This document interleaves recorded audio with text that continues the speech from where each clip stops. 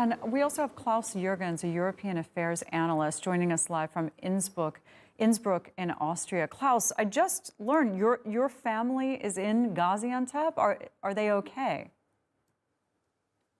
Well, actually, it is my wife's mother's, one of her sisters, and a big family. Yes, many years ago, they relocated to Shandiofa. To Gaziantep. I was talking about someone else. Excuse me, please.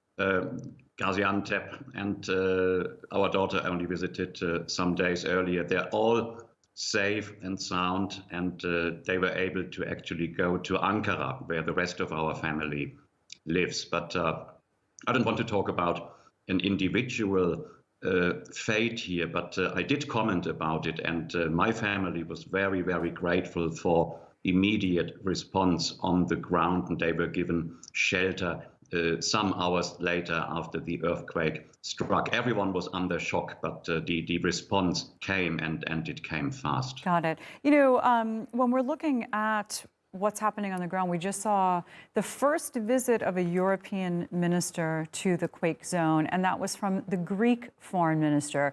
I don't know if you were watching this exchange between the Turkish and Greek foreign ministers there together, but I found it quite touching, especially given that there were some, serious tensions in the weeks before this happened, and you see, in the face of a disaster, all of those differences are put aside for the time being, and Greece has been willing to help quite a lot.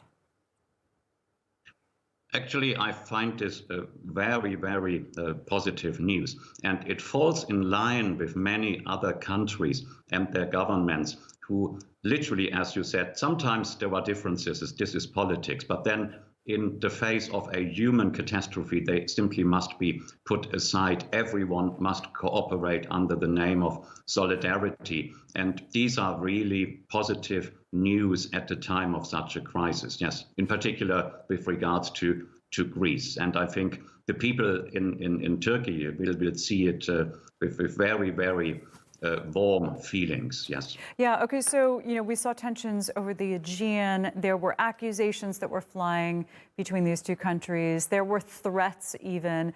When you hear them say, in the face of this, there's unity here, the improvement and the working together in this relationship doesn't have to be just because of the earthquake. It can continue after this.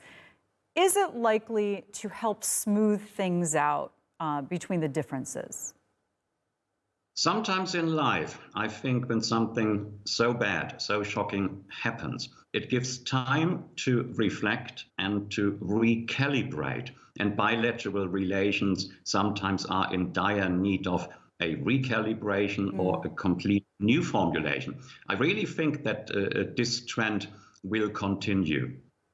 Got it. And as you watch European aid reach the earthquake zone, we heard the Greek foreign minister there say that European teams are in the area. They've managed to save 205 lives. He knew the exact number. We're likely to see this outpouring continue. I think so, yes. First of all, the rescue efforts were absolutely vital, and that they actually happen fast. There is, of course, now the wider perspective.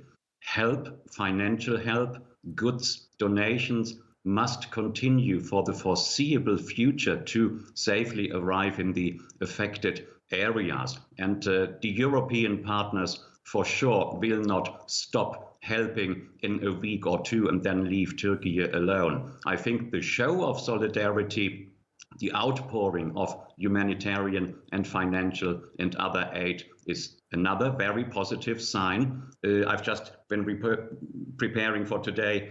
It is not only the governments, it is civil society. Think about football matches and a minute of silence. The Turkey national anthem played from a cathedral in Belgium to show respect. Society is behind their governments. There are isolated maniacs, ludicrous voices who say, stop helping Turkey, we can't even afford to send one penny. We should perhaps not even comment about these isolated voices trying to distort the picture. Solidarity is the buzzword here in Europe, including in Austria, and it will not stop overnight. All right, Klaus, good to talk to you. Thanks very much.